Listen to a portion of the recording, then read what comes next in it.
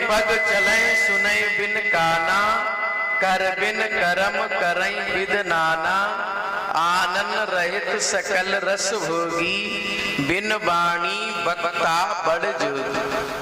बिना वाणी के भगवान बोलता है, बिना वाणी के भगवान बहुत सुंदर बकता है, बिना पैरों के चल रहा है। उस समय भगवान एक बहुत श्यामी, एक से बहुत होने की इच्छा प्रकट की और उसी अंधकार स्वरूप ब्रह्मांड में भगवान अनंत अगोचर अनामय एक सदा शिव भगवान का साकार स्वरूप प्रकट हो गया। उसके हाथ भी हैं, पैर भी हैं, नेत्र भी हैं, बिल्कुल साकार स्वरूप।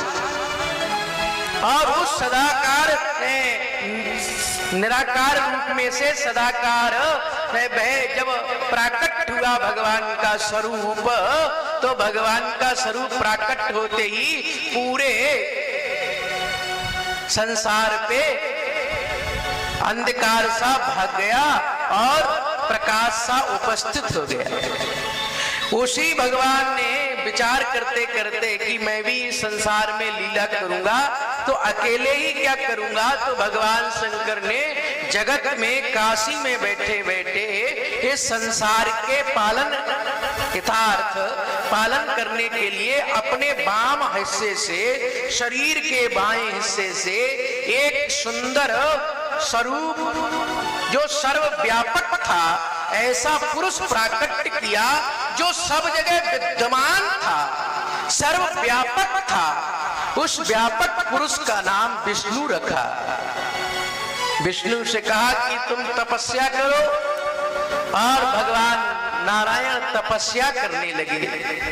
तपस्या के प्रभाव का, जब तपस्या का प्रभाव हुआ और तपस्या के प्रभाव से भगवान के शरीर में से जल तरंगे बहने लगी, एक एक रोमावली से जल की धारा जब बह रही थी तो पृथ्वी पर जल ही जल हो गया और भगवान उस जल में तैरने लगे।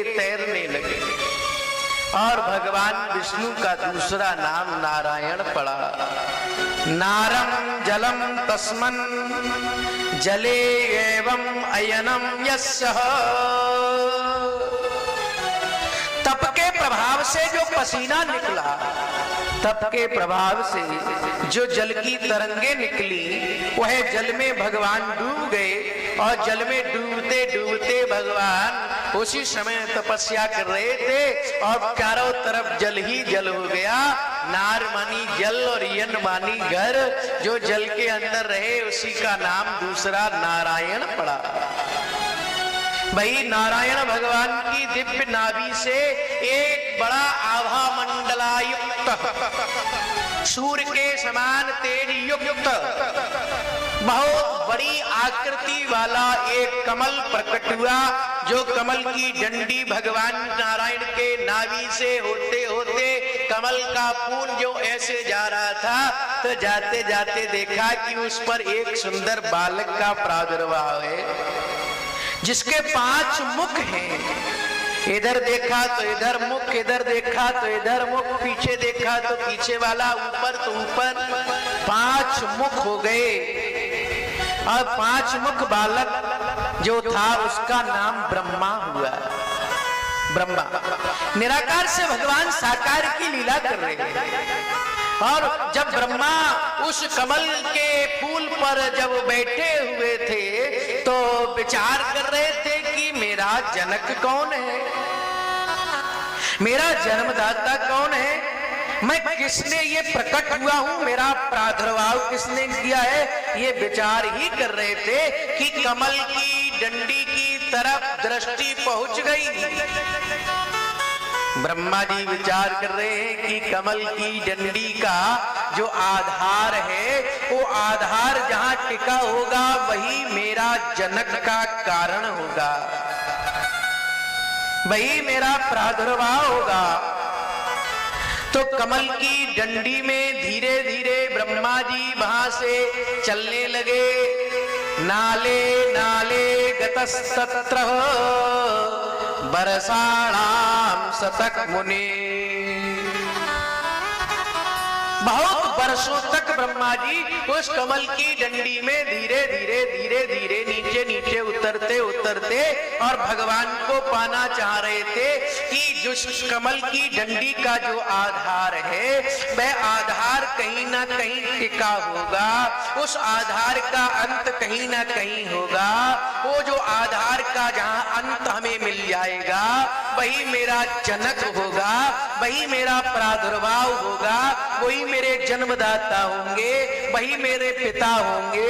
ऐसा विचार करते करते नाले नाले गतस्तत्र, भाई उस नाली के नली के छिद्र के द्वारा धीरे धीरे धीरे धीरे चलते चलते चलते चलते एक वर्ष नहीं बहुत वर्ष हो गए। वर्षाणाम शतक मुने, बहुत वर्ष हो गए, परंतु ब्रह्मा जी को भगवान का आदि और अंत नहीं मिला। वह पा नहीं सके।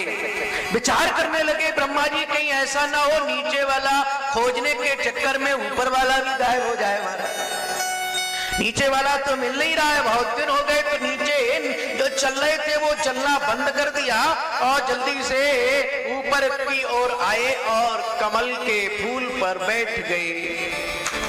और कमल के फूल पर जैसे ही बैठे तो बैठकर भगवान की निराकार स्तुति कर रहे थे। हे परमात्मा, हे जगदाधार, सर्वव्यापक ईश्वर, जो भी मेरा जनक है वो मुझे दर्शन दे, दर्शन दे।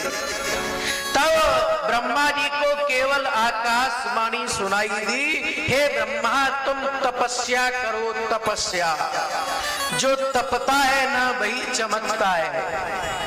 तप करो, तप। तप के प्रभाव से ब्रह्मा जी ने 12 वर्ष तक तपस्या की और तपस्या जैसे ही ब्रह्मा जी ने की तो तपस्या जब 12 वर्ष की पूरी हो गई तो सामने देखा एक नीलकांत स्वरूप धारण किए हुए एक व्यापक पुरुष ब्रह्मा जी के सामने प्रकट हो गया।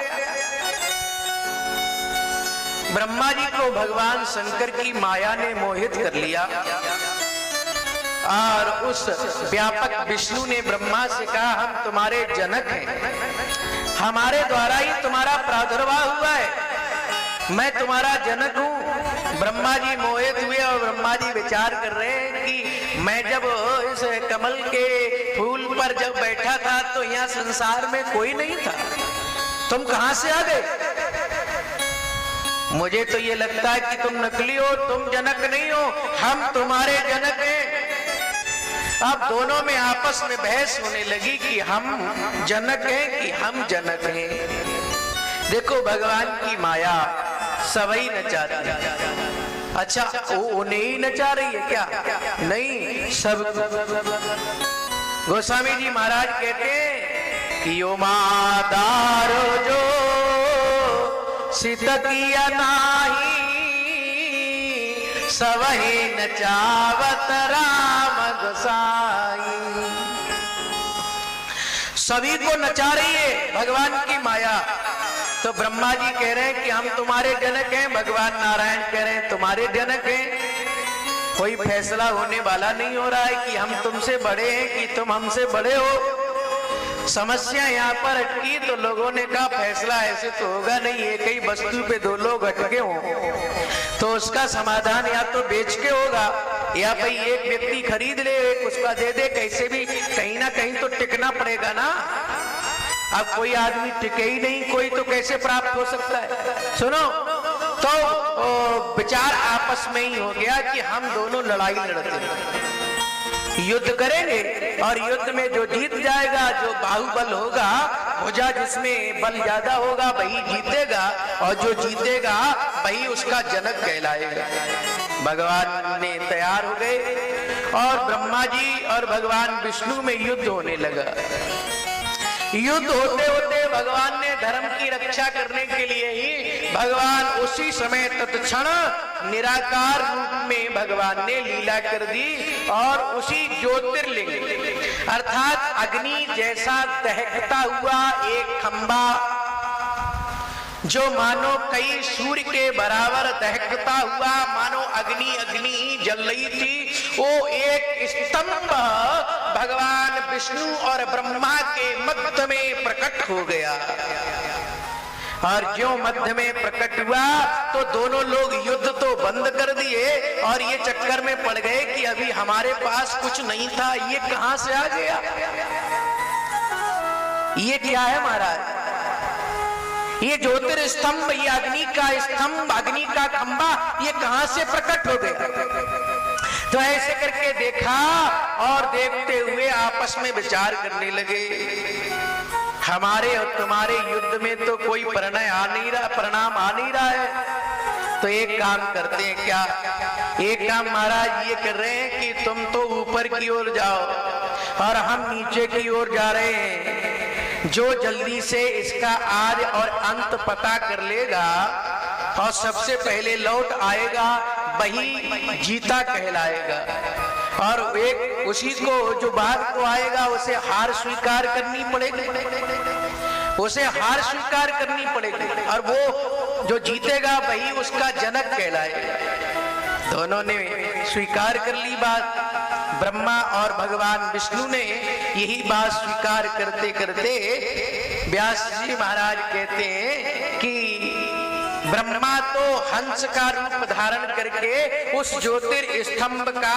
और ऊपर की ओर चलने लगे, हंस का रूप धारण करके। भगवान नारायण ने 12 का रूप धारण कर लिया और शूकर का रूप धारण करके उस ज्योतिर्स्तंभ के नीचे नीचे जा रहे थे। कई हजार वर्षों तक चलते रहे, उस ज्योतिर्स्तंभ का कोई आद और अंत पा न सके। ब्रह्मा जी जब ऊपर की ओर जा रहे थे, जाते जाते जब देखा तो ऊपर से एक केतकी नाम का पुष्प गिर रहा था, गिरते गिरते गिरते गिरते आ ही रहा था। केतकी नाम के पुष्प को हाथ में ले लिया ब्रह्मा जी ने। कितने दिन से गिर रहे हो महाराज? पता नहीं साहब, बहुत दिन से गिर रहे हैं, परंतु इसका नीचे वाला छोर नहीं मिल रहा है। ब्रह्मा जी बोले हम मध्य से ऊपर से आ रहे हैं, मध्य से ऊपर की ओर, और हमें भी बहुत दिन हो गए, और ये भी केतकी नाम का पुष्प कह रहा है कितने दिन से गिर रहे हैं ये पता नहीं है। क्यों? भगवान शंभु हैं। भगवान शंकर को क्या कहा जाता? शंभु। वो जगत कारण है, जगत के जगत कारण है, इस संसार के सुरगुरु हैं भगवान, इस जगत का कारण है वो, उनका आदि और अंत, क्योंकि वो अजन्मा है, उनका जन्म नहीं होता, वो अजन्मा है, आदि है, अनाद है, अनंत है, अगम है, अगोचर है महाराज। ऐसे ब्रह्मा जी को मन में लालच आ गया और ब्रह्मा जी ने केतकी नाम के पुष्प से कहा कि तुम हमारी गवाही दे देना, हमारी गवाही दे देना कि हम तुम्हारे लिए मिल गए थे और तोड़ कर लेके आ रहे हैं, ऊपर वाला हिस्सा तुम्हें मिल गया था। ब्रह्मा जी ने ऐसा कहा, केतकी नाम के पुष्प ने झूठी गवाही देने के लिए तैयार हो गया, झूठ बोलने के लिए तैयार हो गया, और ब्रह्मा जी लौट आए। भगवान विष्णु ने भी सोचा इसका नीचे वाला हिस्सा तो मिल नहीं रहा है, तो क्यों ना अंत पता नहीं पा रहे हैं हम, तो लौट चलते। और भगवान नारायण लौट आए, और लौट के आने के बाद सुनो, जैसे ही लौट कर आए, लौट कर आकर ब्रह्मा जी ने पूछा विष्णु से कि तुमने नीचे वाला हिस्सा का पता लगाया? तो भगवान नारायण ने हार स्वीकार कर ली। आप विचार करिए ये कथा क्या कह रही है, आप न कर पाओ तो हार में भी जीत है। और भगवान विष्णु का एक स्वभाव है, भगवान नारायण का कि हारई आप जितावे मोए। भगवान राम जब अयोध्या में बच्चों के साथ खेलते हैं, अपने भाइयों के साथ, तो जानबूझकर भगवान राम हार जाते हैं। हार क्यों? अरे हम तो जीतेंगे ही, परंतु इन बच्चों से कह देंगे कि तुम जीत गए, तो कह रहे कि हारई आप जितावे मोई भरत कह रहे। भगवान स्वयं हार जाते हैं और भक्तों को जिता देते, क्योंकि तुम्हारी तो हार में भी जीत है महाराज, हमारी जीत में भी हार है। क्यों? आप सर्वव्यापक हैं, आपके जैसा दुनिया में कोई नहीं है। तो भगवान नारायण ने स्वीकार कर लिया, हाँ हमने हार स्वीकार कर ली और हम आपसे हार गए, मैं आपका दास हूं, आप हमारे जनक हो।